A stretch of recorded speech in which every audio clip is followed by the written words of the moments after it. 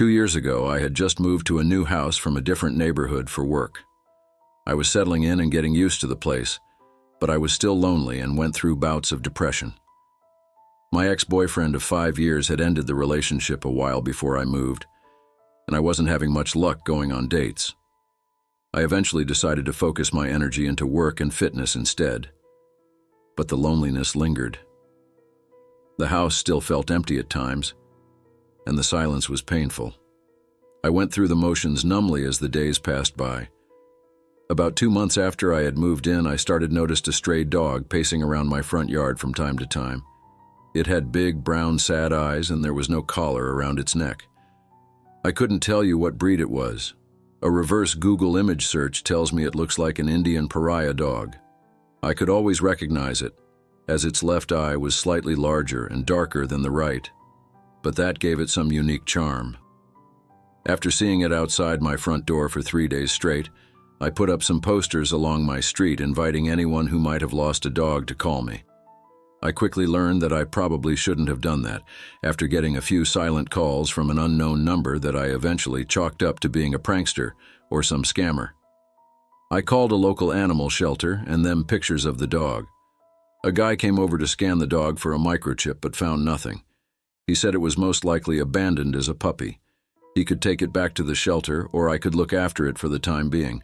They would contact me if anyone ever tried to claim it. My granddad had a German Shepherd that I used to love playing with, so I always had a soft spot for dogs and agreed to look after it, even if it was for a while.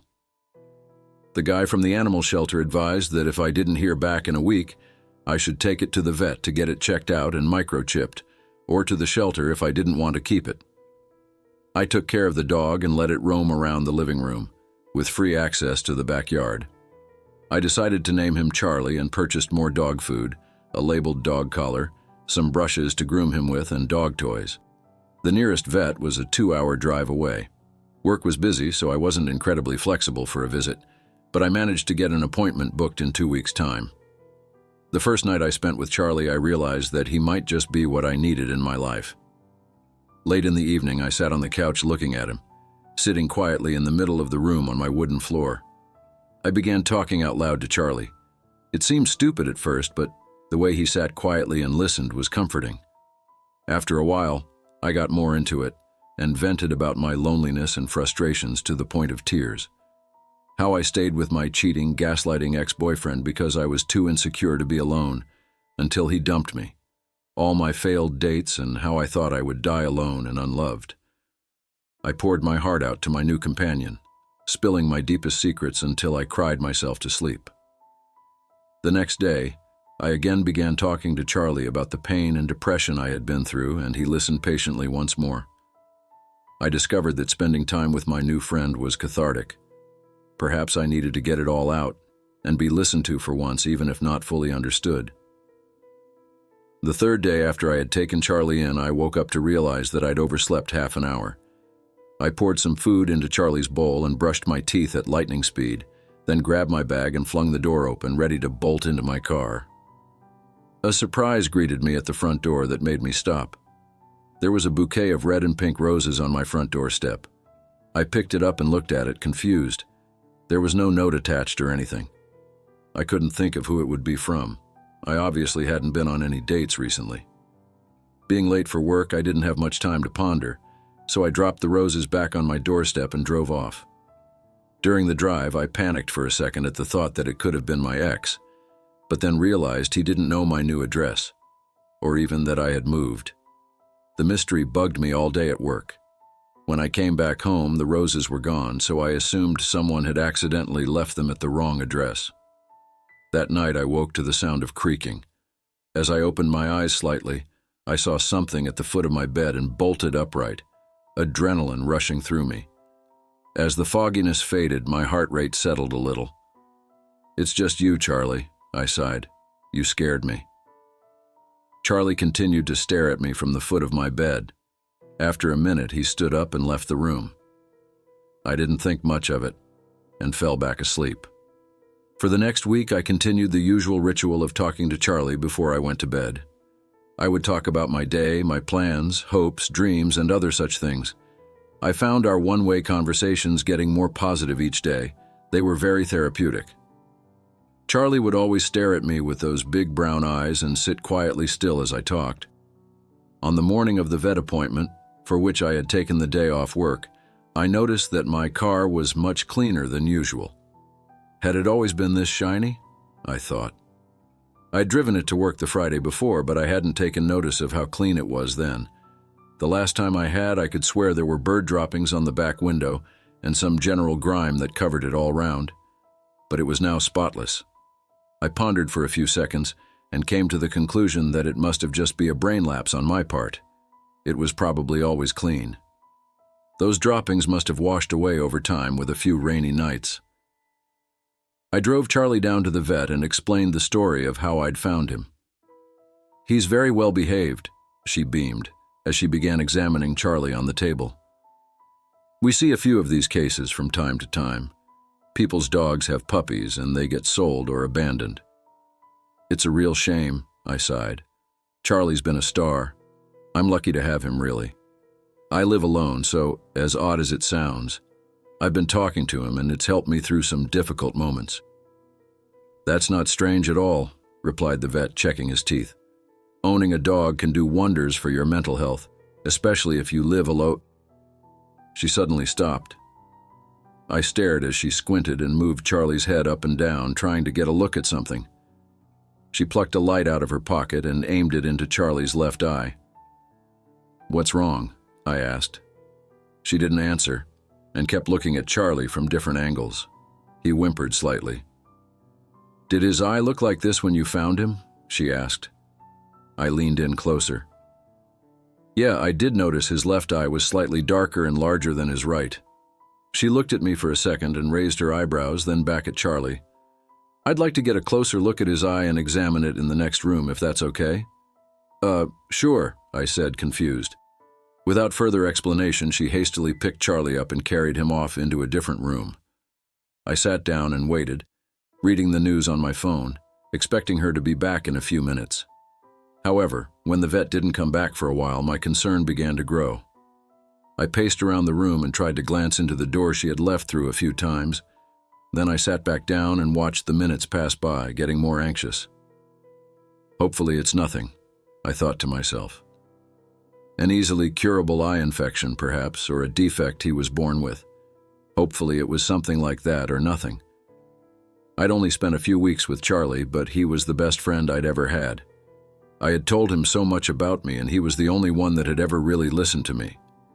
I had grown very attached to him quickly, so I almost felt like a worried parent, blaming myself for not bringing him to the vet sooner.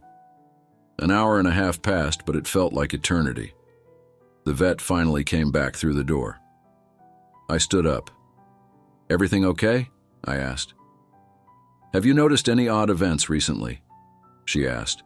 "Like anything you couldn't explain?" "To do with Charlie?" "No, just in general. Anything you've seen or heard around you that felt out of place in your life?" she insisted. I took a second to think. "I'm pretty sure this isn't going to be relevant," I said, "but I have a couple of times. For instance, this morning I thought my car was a lot cleaner than usual. I've been getting some unknown calls and hearing some creaking noises at night lately, but I'm sure it's just Charlie walking around and waking me up. And someone left roses on my front doorstep one day. Didn't say from who, but sorry, I'm not sure why I'm even telling you this." I looked up at the vet, who now had a very concerned look on her face. "I'm going to have to call the police," she said. It took a few seconds to register. A million thoughts started racing through my mind. Did I say something wrong? Did she think I was abusing Charlie? "I swear," I said. "Everything I've told you is true. I'm really sorry it took me so long to bring him in. It's my first time owning a dog and all." No, it's not that," she said. She gestured for me to follow her into the room through the door. Charlie was sitting on a table in the middle of the room. There were a few other tables surrounding it with dog toys and surgical equipment on them. There was a large hole where his left eye had been, now a gaping black cavity. The vet pointed at a sheet of blue paper on a table next to the one Charlie was on. There were two black domes resting on it, like two halves of a black ping-pong ball had been split in half. A clear fluid was covering the outer sides and staining the blue paper. There was also a tiny black cube. I looked closer and saw some red and green wires coming out of the tube. "I took this out of Charlie's left eye," the vet explained. "I thought my eyes were fooling me, but I took a closer look and was sure this thing definitely shouldn't have been in his head. When I took it out, I thought it was some kind of prosthetic eye until I heard something moving inside it. I opened it up and found this." She pointed at the tiny cube and picked it up with some tweezers, revealing a transparent circular window on one side. Now, I'm no expert, but I took that apart just now, and to me it looked a lot like the inside of a camera lens you'd get on a smartphone. She looked back at me. "Do you think—" She paused. "Do you think it's possible someone could have been watching you for the past few days?" The police were eventually called, and an investigation started. The tiny device inside Charlie's eye was indeed a camera lens with a built-in audio recording device, and it had a wireless connection. It was an advanced piece of kit, but with some technical expertise they were able to examine its traffic logs and identify an IP address to which the miniature device was streaming. That IP address belonged to my neighbor, who lived in the house opposite to mine. I had never seen him leave the house before, although when I moved in I did see his silhouette in the top-floor window a couple of times. He was a 55-year-old balding, slightly overweight man who worked as an engineer but otherwise lived a reclusive lifestyle. I later found out that he had multiple restraining orders placed against him from ex-partners. He had a collection of tiny bugging devices which he had been planting in various places, including public women's bathrooms, for years. These devices could live stream video and audio to his computer, and in his spare time he would watch and listen to this footage he collected. A while before I moved into the house, he had purchased a puppy from someone he knew and kept it as a pet without registering it. I assume he got bored of spying on women in bathroom stalls, and when he saw me move into the house opposite, he suddenly got a wild idea of how he could get a peek at something more intimate. The rest is some truly horrific history. Charlie had been in my room while I slept, and even a couple of times while I undressed. But worst of all, I had told him everything about me. The names of previous partners, things about my family, companies I had worked for, and more. I wish I could say that I kept Charlie, but I just couldn't. Not after that. The vet arranged for him to be sent to the animal shelter, where I'm glad to say he eventually did find a new home. I also relocated and changed my phone number. For anyone out there wondering, I'm still single. The difference is that nowadays I'm completely at peace with being alone. I've experienced a worse alternative, that's for sure.